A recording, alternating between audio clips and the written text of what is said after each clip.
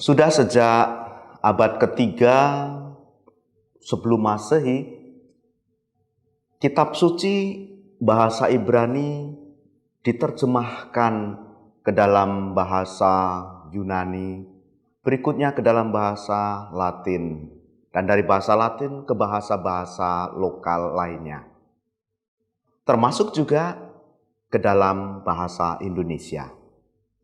Tetapi bagaimana kitab suci dalam versi terjemahan bahasa Indonesia itu bisa sampai di Nusantara, bisa sampai di tempat kita dan kita miliki hingga saat ini? Kita akan bahas dalam Unboxing Bible pada episode kali ini. Langsung saja kita buka box kita.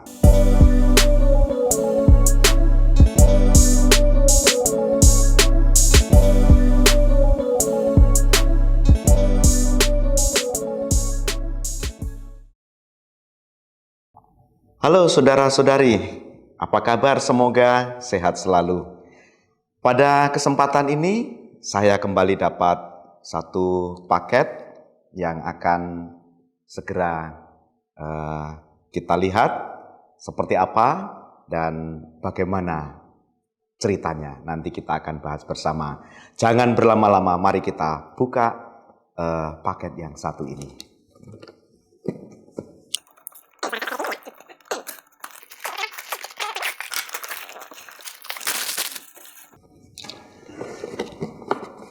Oke, kita lihat 1, 2, 3 dan saya mendapatkan paket Alkitab Deuterokanonika. Masih baru tentunya. Oke. Ini termasuk ukuran yang sedang. Tulisannya pun, hurufnya pun juga lebih besar dibandingkan ukuran yang lainnya. Oke, baik. Ini adalah Alkitab Deuterokanonika versi terjemahan dalam bahasa Indonesia. Ini kita singkirkan dulu ya. Singkirkan dulu. Nah, seperti sudah kita bahas pada episode-episode sebelumnya, kitab suci kitab suci orang Yahudi, orang Katolik, orang Kristen, Ortodoks, pertama-tama adalah ditulis dalam bahasa Ibrani. Dari bahasa Ibrani, kitab suci ini kemudian diterjemahkan dalam bahasa Yunani, lalu ke bahasa Latin, lalu ke bahasa-bahasa yang lainnya.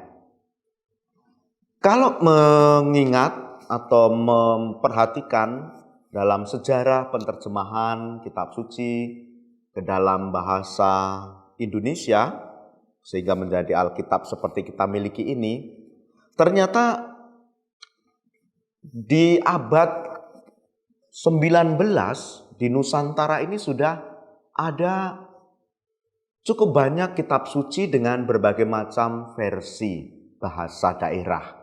Ada bahasa Jawa, ada bahasa Sunda, sudah diterjemahkan ke dalam bahasa Batak Toba, juga ke bahasa-bahasa yang lain. Artinya pada abad ke-19 di Nusantara ini sudah ada kitab suci yang cukup lengkap, tersedia cukup lengkap bahkan dalam bahasa-bahasa daerah. Tetapi bagaimana kitab suci ini kok bisa sampai di tempat kita dalam bahasa Indonesia seperti ini, bahkan juga dalam bahasa daerah? Seperti apa sejarahnya atau seperti apa kisahnya dulu? Kita akan lihat. Kitab suci yang kita miliki, Alkitab bahasa Indonesia yang kita miliki, berawal dari penerjemahan kitab suci ke dalam bahasa Melayu. Jadi kitab suci yang kita miliki pertama-tama bisa dikatakan bahwa awal mulanya itu dari bahasa Melayu yang diterjemahkan oleh seorang bernama A.C. Ruil. A.C. Ruil ini menerjemahkan dan menerbitkan kitab suci dalam bahasa Melayu. Sebenarnya dua bahasa, artinya dua bahasa, bahasa Belanda dan bahasa Melayu. Ini kurang lebih tahun 1629. Kemudian dari bahasa Melayu, artinya Belanda dan Melayu, kemudian diusahakan lagi terjemahan yang lain lagi oleh De Broverius. Dia mencoba menerjemahkan kitab suci ke dalam bahasa Melayu, tetapi bahasa Melayu yang bercampur dengan bahasa Portugis, sehingga hasil terjemahannya tidak mudah untuk dimengerti karena di sana ada ungkapan-ungkapan dalam bahasa Portugis, sehingga terjemahan dari Brownius ini dirasa ya perlu penyesuaian di sana sini. Kalau Ruil itu menerjemahkan Injil Matius pertama-tama, penterjemah kedua yaitu Broverius ini menerjemahkan Perjanjian Baru. Jadi keseluruhan Perjanjian Baru dalam bahasa Melayu yang tercampur dengan bahasa Portugis. Terjemahan Alkitab yang cukup lengkap itu dilakukan oleh M. Leeddecker. M. Leeddecker ini seorang misionaris sebenarnya. Dia menikah dengan perempuan Indo yang bisa bahasa Melayu tapi juga bisa bahasa Jawa. Dia menyadari bahwa istrinya mengalami kesulitan untuk membaca kitab suci dalam bahasa Melayu yang sudah diterjemahkan sebelumnya. Karena kitab suci yang diterjemahkan sebelumnya itu ya cukup sulit untuk dimengerti. Karena itu, Leeddecker ini mencoba menerjemahkan kitab suci ke dalam bahasa Melayu, tetapi bahasa Melayu rendahan. Artinya bahasa Melayu yang dipahami oleh banyak orang. Nah, kemudian setelah Leeddecker membuat terjemahan dalam bahasa Melayu yang bisa dipahami oleh banyak orang, ada upaya lagi untuk juga mengoreksi, tapi juga kemudian menerjemahkan kitab suci secara baru ke dalam bahasa Melayu. Dilakukan oleh H.C. Klinkert. H.C. Klinkert ini menerjemahkan kurang lebih tahun 1879. Terjemahan Klinkert ini cukup bagus, tetapi ini sekali lagi masih dalam bahasa Melayu dan belum dalam bahasa Indonesia yang kita miliki, yang kita gunakan dalam kehidupan kita sehari-hari. Nah, setelah Klinkert ada lagi tokoh-tokoh lain yang juga menerjemahkan kitab suci ke dalam bahasa Melayu. Tokoh-tokoh penterjemah itu umumnya adalah pendeta atau misionaris dari Kristen yang memang sangat progresif, sangat bersemangat untuk membawa dan mewartakan firman Tuhan di Nusantara, tapi juga di Singapura, di Malaysia. Para misionaris, para pendeta, para pewarta dari agama Kristen ini mereka memberikan sumbangsi yang sangat besar terhadap proses penerjemahan kitab suci.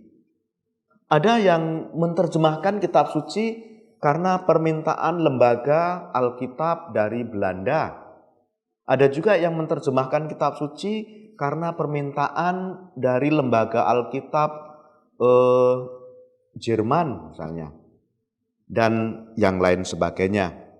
Nah, di antara para penerjemah kitab suci dalam bahasa Melayu ini, terjemahan dari Klinkert dan Bode ini dipandang sebagai hasil karya atau terjemahan yang sangat berguna, sangat membantu untuk kemudian sangat berpengaruh untuk kemudian dihasilkan terjemahan kitab suci dalam bahasa Indonesia, bahasa yang kita miliki. Setelah berbagai macam upaya dibuat untuk menerjemahkan kitab suci, untuk mendapatkan hasil terjemahan yang memadai dari pihak Kristen, dari pihak Katolik juga ada upaya untuk kemudian menerjemahkan kitab suci ke dalam bahasa Indonesia.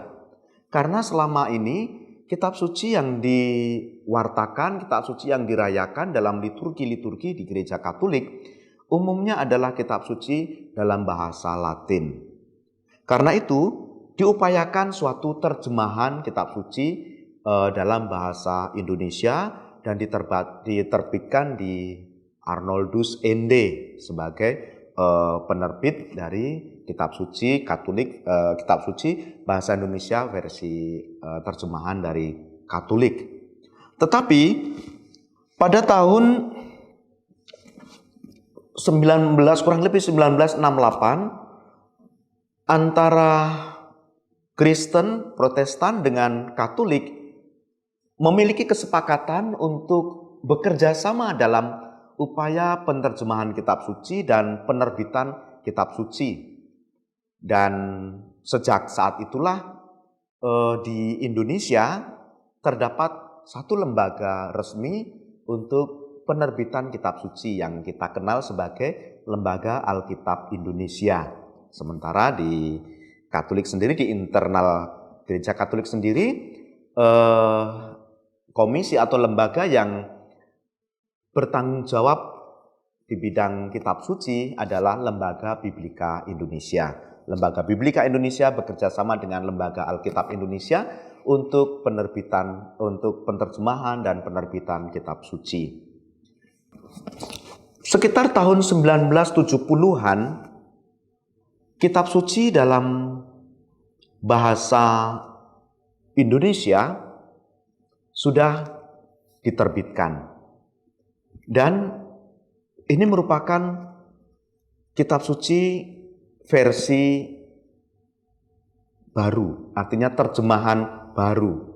Sebelum munculnya kitab suci terjemahan baru, di Nusantara digunakan kitab suci terjemahan lama. Jadi gabungan dari hasil terjemahan kitab suci yang sudah dilakukan oleh para perintis sebelumnya, para pewarta, para misionaris, para pendeta Kristen sebelumnya pada periode-periode sebelumnya. Jadi hasil terjemahan mereka kemudian digabungkan sedemikian rupa, disusun sedemikian rupa menjadi Alkitab terjemahan lama, kita kenal begitu. Disebut terjemahan lama karena muncul terjemahan baru pada tahun 1970-an. Dan edisi terjemahan baru itu adalah edisi kitab suci yang kita miliki sampai sekarang ini. Termasuk ini, Alkitab Deuterokanonika ini disebut sebagai edisi terjemahan baru. Sejauh saya membaca dan membandingkan dengan teks asli baik dalam bahasa Ibrani maupun bahasa Yunani, terjemahan yang dihasilkan dalam bahasa Indonesia merupakan terjemahan yang sangat bagus. Terus terang saya sangat suka dengan terjemahan edisi baru yang kita miliki ini. Saat ini masih dalam proses revisi sebenarnya terjemahan untuk Perjanjian Lama. Mudah-mudahan nanti segera dihasilkan revisi terjemahan Perjanjian Lama yang semakin menyempurnakan atau setidak-tidaknya semakin mudah untuk dipahami apa yang terkandung dalam kitab suci, dari bahasa aslinya ke dalam bahasa Indonesia yang kita miliki sehari-hari. Alkitab dalam versi terjemahan bahasa Indonesia memiliki beberapa edisi. Bisa dikatakan yang saya miliki ini adalah edisi yang umum, artinya yang memang digunakan untuk kehidupan sehari-hari, untuk kebanyakan jemaat, untuk pembangunan hidup rohani, untuk liturgi dan lain sebagainya. Ini kitab suci yang umum yang biasa dipakai. Selain kitab suci yang umum ini yang dipakai untuk segala kesempatan ini, dalam bahasa Indonesia juga terdapat edisi studi. Nah, ini merupakan Alkitab edisi studi, edisi kritis.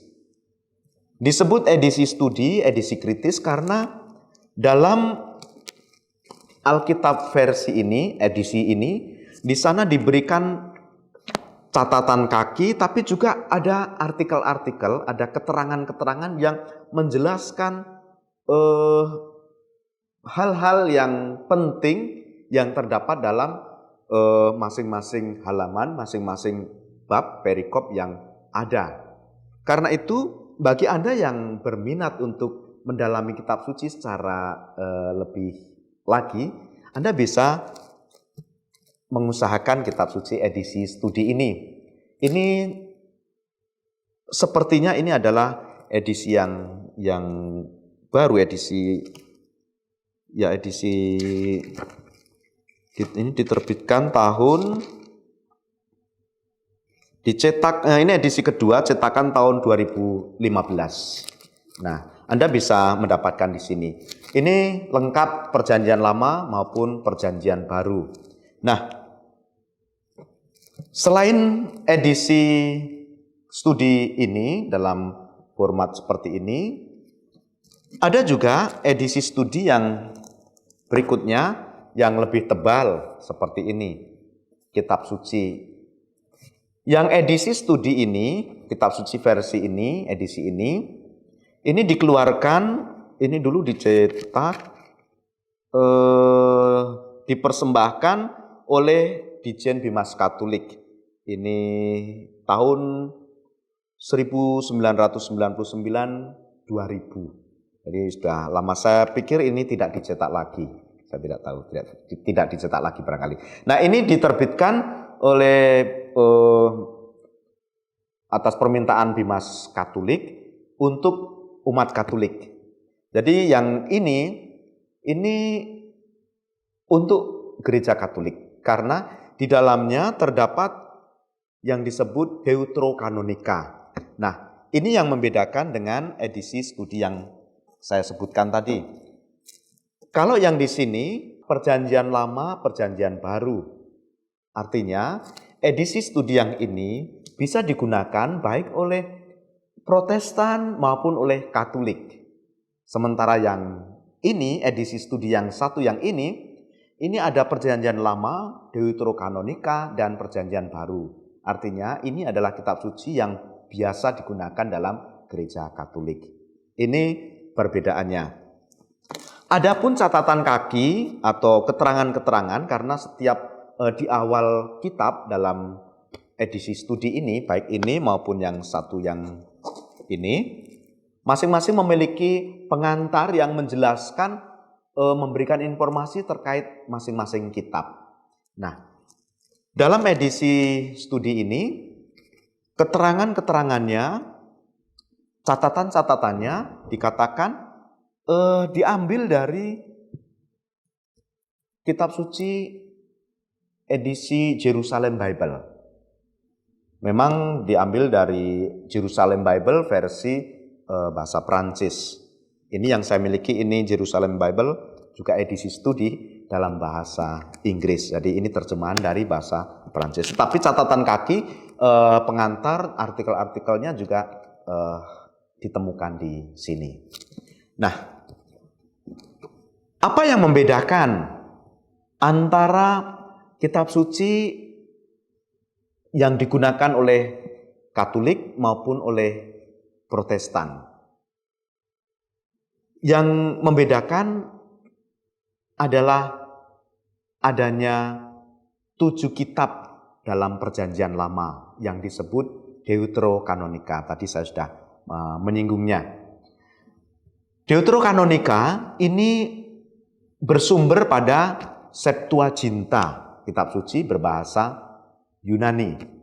Gereja Katolik mengambil sebagian dari apa yang ada dalam Septuaginta. Sementara Protestan mendasarkan kitab sucinya pada kitab suci Ibrani. Sedangkan Ortodoks mengambil sepenuhnya apa yang terdapat dalam Septuaginta. Maka dalam hal ini, Kristen, Katolik, Ortodoks, Gereja Katolik ada di tengah-tengah. Jadi mengambil sebagian dari Septuaginta, tapi juga mengambil sepenuhnya dari teks Ibrani. Nah, saudara-saudara, inilah kitab suci terjemahan dalam bahasa Indonesia. Proses penerjemahan dari bahasa asli ke dalam bahasa Indonesia ternyata melewati tahap yang cukup panjang. Abad ke-19 kita sudah mendapatkan kitab suci yang sangat lengkap. Bukan hanya dalam bahasa Indonesia, bahkan dalam bahasa daerah, bahasa lokal yang bisa dipahami, bisa ditangkap sedemikian rupa. Terjemahan kitab suci terus-menerus mengalami pembaruan, mengalami revisi di sana-sini. Apakah itu berarti mengubah kitab suci? Tidak, sama sekali tidak. Kitab suci tetap asli dalam bahasa Ibrani, Yunani, Aram, dan juga dalam bahasa Latin tentunya. Kita masih bisa menemukan teks-teks itu seperti itu adanya. Tetapi bahasa Indonesia terus mengalami perkembangan seturut dengan perkembangan ilmu pengetahuan, tapi juga perkembangan masyarakat. Tentu membutuhkan penyesuaian di sana-sini agar firman Tuhan itu sampai kepada semakin banyak orang, semakin kontekstual dengan zamannya. Tetapi sekali lagi, kitab suci tidak pernah berubah. Cara penyampaian yang bisa disesuaikan dengan konteks zamannya, itulah yang saya kira sangat membantu bagi pendengar, bagi pembaca kitab suci untuk bisa memahami dan menangkap apa yang menjadi kehendak Tuhan dalam firman-Nya. Semoga Unboxing Bible, kitab suci atau Alkitab dalam terjemahan bahasa Indonesia ini sedikit memberi informasi untuk Anda semua. Dan jika ini dirasa sangat bermanfaat, Anda juga bisa berbagi informasi ini bagi saudara-saudari sekalian. Semoga firman Allah semakin dicintai banyak orang dan bertumbuh berkembang bagi banyak orang juga. Sampai jumpa pada edisi selanjutnya.